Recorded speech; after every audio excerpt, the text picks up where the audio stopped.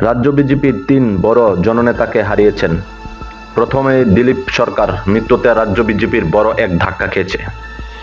তিনি ছিলেন ভাদারঘাট বিধানসভা কেন্দ্রের বিধায়ক, ছিলেন দিলীপ সরকার। ওনার জায়গায় এসছেন মিমি মজুমদার। পরে 23-এর বিধানসভা নির্বাচনে মীনা রানী সরকার, দিলীপ সরকারের আপন বোন। দুই নেত্রী ভাদারঘাটে সেই দিলীপ সরকারের শূন্যতা পূরণ করতে পারেনি। তিনি ছিলেন জননেতা। তারপর আসি সুরজিৎ দত্ত, মৃত্যু আবারও বড় ঝাটকা খেয়েছে রাজ্য বিজেপি। তারপর হয় সাতরামনগরে উপনির্বাচন। অনেক জল ঘোলার পর রাজ্য বিজেপি প্রার্থী করেন মেয়র দীপক মজুমদারকে। তারপর জয় হয়েছেন দীপক মজুমদার। সাতরামনগর বিধানসভা মানুষের কাছে এখনো সেই জায়গায় রয়ে গেছেন বিধায়ক সুরজিৎ দত্ত।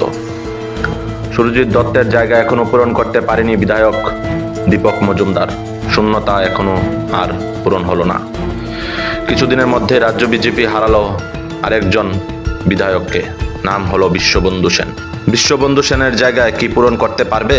সে শূন্যতা থেকেই যাবে। রাজ্য বিজেপির এই তিন ধাক্কায় অবস্থা বেহাল করে দিয়েছে। আপনাদের আবারও জানিয়ে রাখছি, রাজ্য বিজেপির তিন বড় জননেতাকে হারিয়েছেন। প্রথমে দিলীপ সরকার মৃত্যুতে রাজ্য বিজেপির বড় এক ধাক্কা খেয়েছেন। তিনি ছিলেন ভাদারঘাট বিধানসভা কেন্দ্রের বিধায়ক, ছিলেন দিলীপ সরকার। ওনার জায়গায় ছিলেন মিমি মজুমদার। পরে 23-এর বিধানসভা নির্বাচনে মীনা রানী সরকার, দিলীপ সরকারের আপন বোন। দুই নেত্রী ভাদারঘাটে সেই দিলীপ সরকারের শূন্যতা পূরণ করতে পারেনি। তিনি ছিলেন জননেতা দিলীপ সরকার। তারপর আসি সুরজিৎ দত্ত, মৃত্যুতে আবার বড় ঝাটকা খেয়েছে রাজ্য বিজেপি। তারপর হয় সাতরামনগরে উপনির্বাচন। জল ঘোলার পর রাজ্য বিজেপি প্রার্থী করেন মেয়র দীপক মজুমদারকে। তারপর জয়ী হয়েছেন দীপক মজুমদার। সাতরামনগর বিধানসভা মানুষের কাছে এখনো সেই জায়গায় রয়ে গেলেন বিধায়ক সুরজিৎ দত্ত। সুরজিৎ দত্তের জায়গা এখনো পূরণ করতে পারেনি বিধায়ক দীপক মজুমদার। শূন্যতা এখনো আর পূরণ হলো না।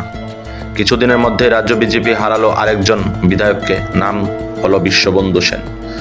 বিশ্ববন্ধু সেনের জায়গা কি পূরণ করতে পারবে? সে শূন্যতা থেকেই যাবে। রাজ্য বিজেপির এই তিন ধাক্কায় অবস্থা বেহাল করে দিয়েছে রাজ্য বিজেপিকে।